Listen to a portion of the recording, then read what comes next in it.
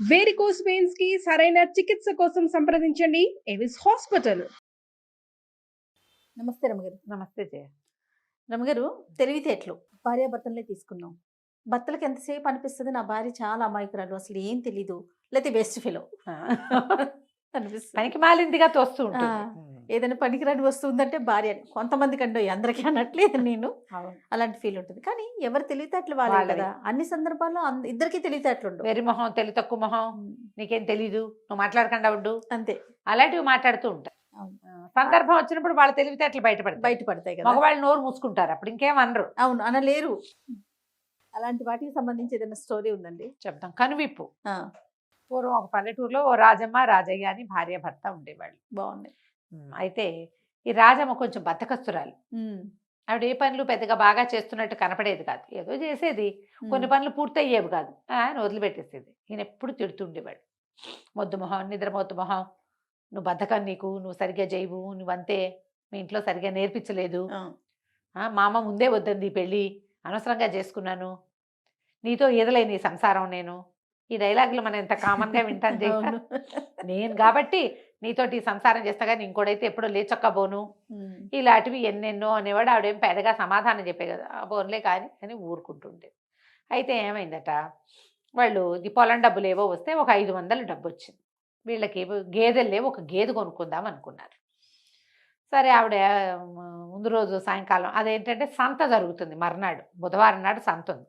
మంగళవారం రాత్రిపూటే ఇతను బయలుదేరి వెళ్ళి నడిచి వెళ్ళాలి, తెల్లవారుజాము నుంచే సంతలు మొదలవుతాయి.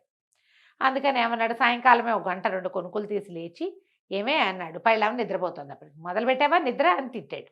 అక్కడి నుంచి ఏమన్నాడు, 500 ఉన్నాయి, ఏం చేయను, 200 నుంచి 300 పట్టుకెళ్ళమన్నావా అన్నాడు. ఆవిడ సరే ఏదో ఊరుకుంది, మాట్లాడలేదు.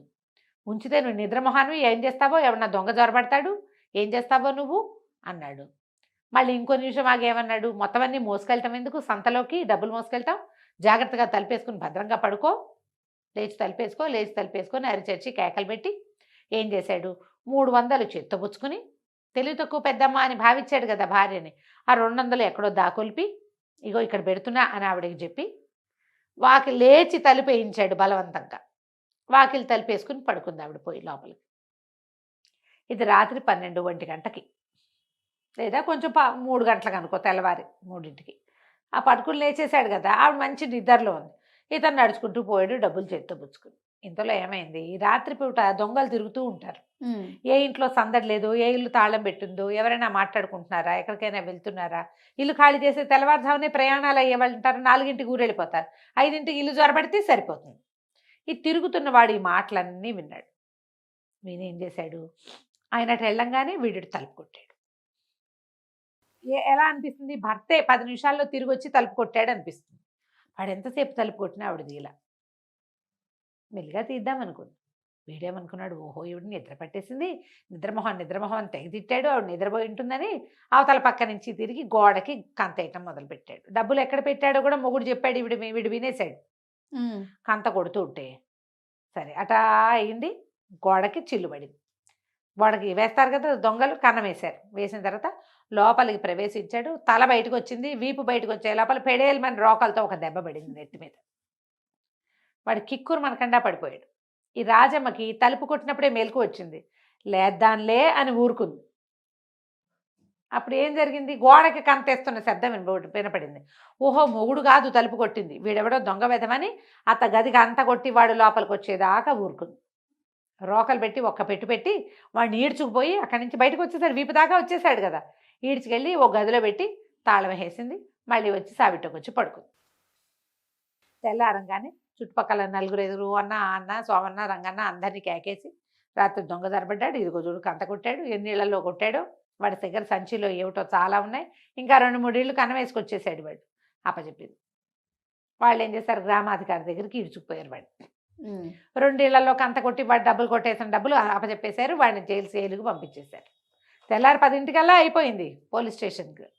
మనవాడు వెళ్ళాడు కదా రాజని గారు. ఈ రాజా ఏం చేశాడు, సంతలో అంతా తిరిగాక ఒక గమిడి గేదె చాలా నచ్చింది, 350 చెప్పాడు ఓనరు.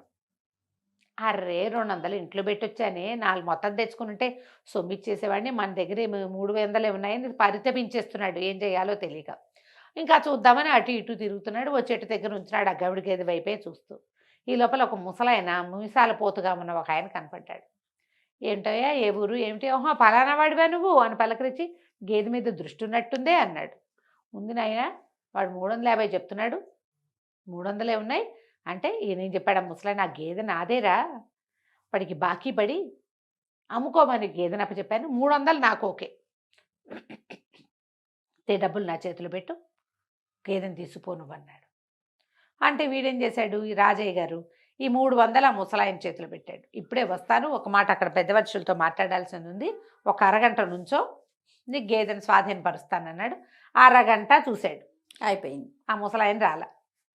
సరే వీడేం చేశాడు ఈ మన రాజయ్య గారు ఆడిపోయాడు ఆయన దగ్గరికి, గేదెని ఇచ్చేసి డబ్బులు ఇచ్చేసాను అన్నాడు. నాకు ఎక్కడ ఇచ్చావు నువ్వు అన్నాడు ఆయన. అదేమిటి ఈ గేదె ఓనర్కే ఇచ్చాను, ముసలాయన మీసాలు పోతూ నాకు కనపడ్డాడు, ఆ గేదె ఆయనదేట కదా అనేసరికి ఆయనవాడు మధ్యలో ఈ గేదె దూడ పుట్టిందే మా ఇంట్లో, మా దగ్గర పెద్ద గవిడి గేదె ఉంది, దానికి పుట్టిన 4 దూడలు ఏటా అమ్ముతున్నాను, దాని దూడే ఇది మా ఇంట్లో పుట్టింది, నేను ఎటు వెళ్తే అటు వస్తుంది, వాడెవడికి నువ్వు డబ్బు ఇచ్చావా నాకు తెలీదు, డబ్బిస్తే గేదిస్తా అన్నాడు. ఇక సంతంతా తిరిగాడు రాజయ్య. ఆ మీసాల ముసలాయన కనపడవాడు, పెట్టుడు మీసాలేమో, మీసాలు తీసేసి జుట్టెగ దూకుంటే కుర్రాడైపోతాడు వాడు సినిమాలో లాగా. అంతే. ఎక్కడ గుర్తుపడతాడు? 300 పోయినాయని నాలుగు పిక్కుంటూ ఇంకేం చేయలేక సంత నుంచి ఇంటికి వచ్చాడు. వాకిట్లో కనపడిన పక్కింటి వాళ్ళు, నాయన బద్దగస్తురాలు అనుకున్నావు, రాజమ్మ ఎంత పని చేసిందిరా, దొంగను పట్టించింది, మరి శెట్టిగారి ఇంట్లో నుంచి 500 వరహాలు తెస్తే ఆయన 50 వరహాలు బహుమతి ఇచ్చాడు మీ ఆవిడికి అని ఆహాహా అని అంతా చెప్పుకున్నారు. లోపలికి వెళ్తే భార్య అంది, ఏ గొడ్డుని తోలుకొచ్చావయ్యా అంది. ఏ గొడ్డుని తోలుకు రాలేదే, వాడెవడో ఇట్లా మోసం చేశాడు, 300 వాడు ఏదాన్ని పెట్టాను అన్నాడు. సరే పోనీలే ఏం చేస్తాం, మనది ప్రాప్తం లేదు, ఏదైనా చిన్న గొడ్డును చూసి కొనుక్కుందాం, ఏగో 50 కాసులు ఇచ్చాడు శెట్టిగారు అని డబ్బులు చూపించింది. ఆ తర్వాత ఎప్పుడు ఆయన నిద్రమొహం అనేవాడు కాదు పెళ్ళాన్ని, తను చాలా తెలివిగలవాడు, పప్పులో కాలేశాడు.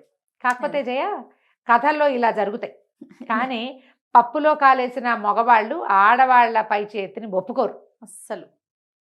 ఈ అమ్మాయి తెలివిగలదే, నోటితో అనకపోయినా క్రియప్పుడు కూడా ఊరుకోరు తెలుసా, పాదేమైనా గుర్తు చేస్తే పోట్లాడతారు. తమది పై చెయ్యి కాకపోతే బతకలేని మగవాళ్లే ఎక్కువగా ఉంటారు కథల్లో. కాబట్టి ఇలాంటి చెప్తా వాళ్ళకి బుద్ధి వచ్చిందని, నిజంగా అయితే బుద్ధులు జ్ఞానాలు ఏం రావు, ఏదో తాత్కాలికంగా ఆ పూట ఊరుకుంటారు అంతే. మళ్ళీ మామూలే కంచికి మనం ఇంటికి. నమస్తే. నమస్తే జయ. సుమన్ టీవీలో మీ పర్సనల్ అండ్ బిజినెస్ ప్రమోషన్స్ కోసం కింది నెంబర్కి కాంటాక్ట్ చేయండి.